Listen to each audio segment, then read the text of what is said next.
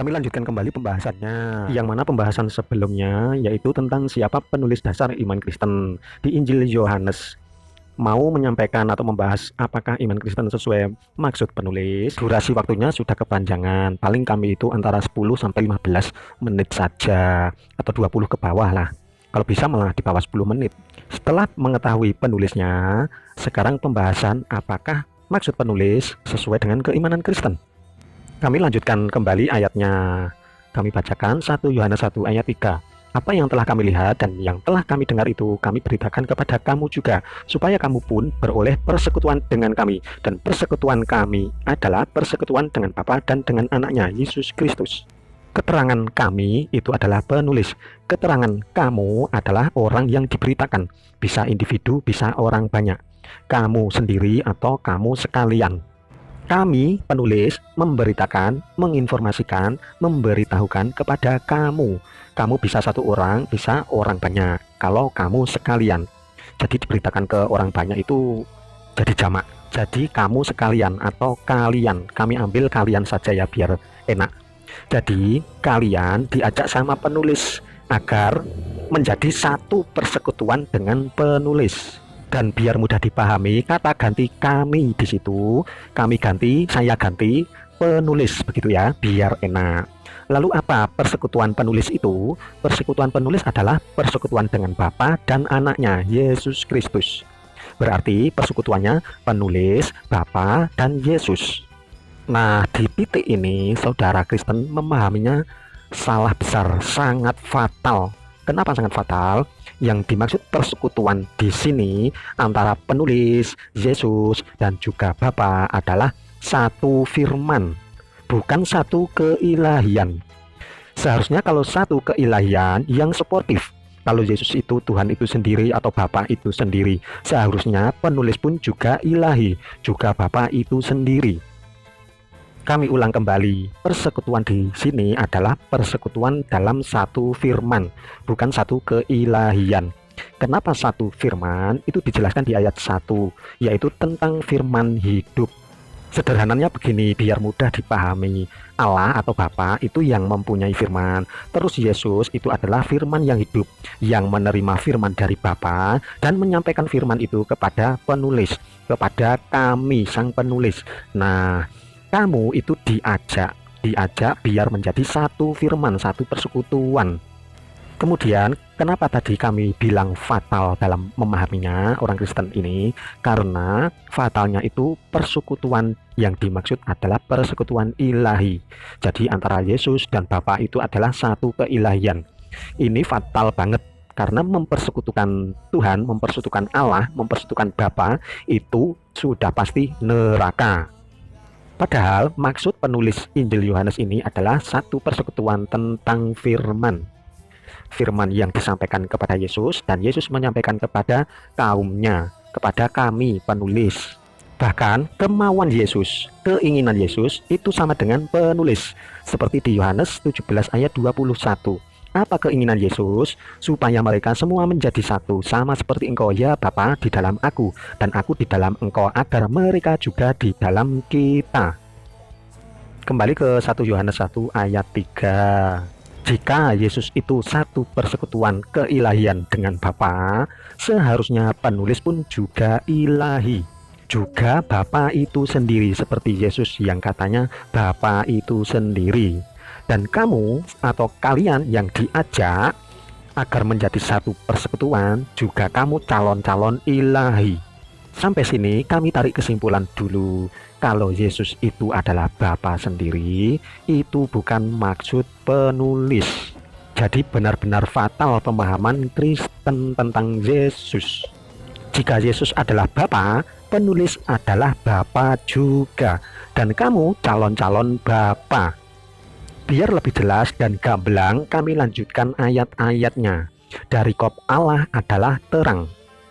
Dan inilah berita yang telah kami dengar dari Dia. Hup, stop dulu sampai sini. Ini ada sedikit keganjilan. Kalau penulis itu mendengar dari Dia, Allah atau Bapa, ini kan bertentangan. Katanya kamu tidak melihat Dia dan belum pernah suaranya kamu dengar, kan ada itu ayatnya seperti itu. Tapi di sini penulis itu mendengar dari Bapa. Ya, tapi kami tidak membahas hal itu. Kami lanjutkan.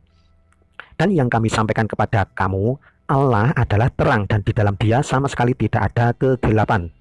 Ayat ke-6, jika kita katakan bahwa kita beroleh persekutuan dengan Dia, stop dulu. Di sini, kalau penulis itu satu persekutuan dengan Dia, Allah atau Bapa, yaitu satu keilahian, berarti penulis juga Bapa itu sendiri.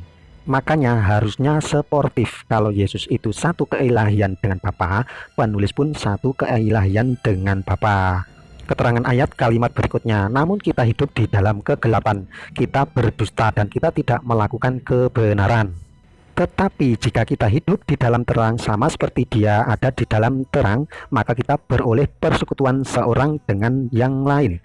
Dan darah Yesus anaknya itu menyucikan kita daripada segala dosa. Nah, keterangan penulis, maksud penulis, persekutuan itu tentang terang, gelap, dosa. Berarti hubungannya dengan firman, bukan keilahian.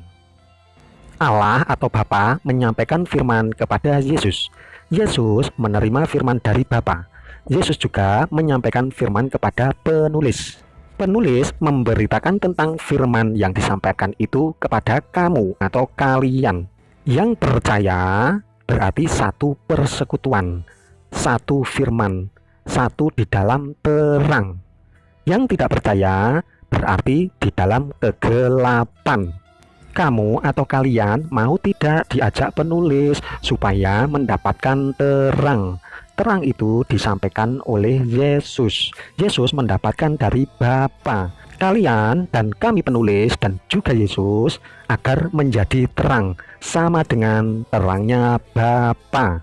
Dan jika kalian tidak mau menjadi satu persekutuan dengan penulis, satu persekutuan dengan Yesus dan satu persekutuan dengan Bapa, kalian hidup di dalam gelap. Sampai di sini, ini juga menyangkal tentang keilahian Yesus. Itu tidak ada sama sekali dari maksud penulis. Satu persekutuan itu adalah tentang firman yang disampaikan. Sederhananya biar mudah dipahami, Allah Bapa tidak sama dengan Yesus, tidak sama dengan penulis, tidak sama dengan kalian. Itu tidak sama dengan satu ilahi. Tetapi Allah Bapa itu sama dengan Yesus, sama dengan penulis, sama dengan kalian. Itu adalah satu firman atau satu terang. Kalau urutannya begini, tentang firman menjadi manusia dan juga firman itu adalah Allah, begitu kan di Yohanes 1 itu. Di kop ini Allah adalah terang. Bisa juga karena Allah yang mempunyai firman, Allah adalah firman. Itu kan sama di Yohanes 1 ayat 1 itu. Lalu firman menjadi manusia. Kalau di kop ini terang menjadi manusia, yaitu Yesus. Makanya Allah itu adalah terang itu sendiri, terus Yesus adalah terang dunia. Terang menjadi manusia, yaitu Yesus. Kemudian Yesus menyampaikan kepada penulis tentang terang itu, seperti yang dikatakan penulis di ayat 7 ini. Tetapi jika kita hidup di dalam terang sama seperti Dia, artinya penulis juga terang. Kalian juga diajak penulis agar ikut terang. Jadi kesimpulannya sudah amat jelas, amat gamblang kalau maksud penulis itu adalah satu terang, satu firman. Yesus bukanlah Allah itu sendiri atau Bapa itu sendiri. Karena bukan satu keilahian, tetapi satu persekutuan tentang firman. Kalau dianalogikan secara sederhana, Indonesia bersekutu dengan Malaysia, bersekutu dengan Australia, seumpama begitu. Satu persekutuan itu mempunyai satu misi yang sama, yaitu misalnya memberantas teroris. Yang satu apanya? Satu misinya. Tidak bisa Indonesia sama dengan Malaysia sama dengan Australia, itu bukan. Tetapi satu misi yang sama, yaitu memberantas teroris. Begitu juga antara Allah Bapa, Yesus, penulis dan kalian itu adalah satu terang, satu firman, bukan satu keilahian. Allah Bapa tidak sama dengan Yesus, tidak sama dengan penulis, dan tidak sama dengan kalian. Kalau dikatakan sama, berarti kalian semua adalah Bapa. Kemudian kami lanjut lagi di ayat 7 itu dari kalimat dan darah Yesus anaknya itu menyucikan kita daripada segala dosa. Pembahasan ini insya Allah kami sampaikan di video berikutnya dengan topik yang sama, apakah maksud penulis itu sama dengan imannya Kristen. Dilanjut lagi ayatnya, jika kita berkata bahwa kita tidak berdosa, maka kita menipu diri kita sendiri dan kebenaran tidak ada di dalam kita. Berarti kita harus tetap mengaku sebagai seorang yang berdosa. Jika kita mengaku dosa kita, maka ia adalah setia dan adil, sehingga ia akan mengampuni segala dosa kita dan menyucikan kita dari segala kejahatan. Di ayat 7 dan 9, perhatikan, sama-sama menyucikan kita. Tetapi perbedaannya, di ayat 7 itu darah Yesus, di ayat 9 itu mengampuni dosa. Jadi manakah yang benar? Darah Yesus itu menyucikan segala dosa atau pengampunan yang menyucikan dari segala dosa? Makanya ini perlu pembahasan insya Allah di video berikutnya. Kami ambil kesimpulan terakhir. Firman itu adalah Allah, itu di Yohanes 1 ayat 1. Allah adalah terang, itu kop di 1 Yohanes 1. Kemudian Yesus itu adalah firman yang hidup. Firman menjadi manusia, terang menjadi manusia, makanya disebut terang dunia.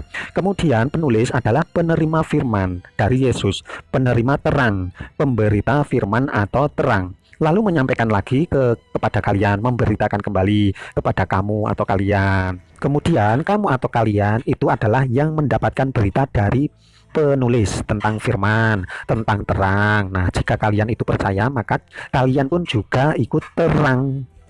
Berarti Yesus bukan Bapa atau Allah itu sendiri. Jika Yesus adalah Bapa atau Allah itu sendiri, berarti penulis dan kalian semua adalah Allah itu sendiri. Clear?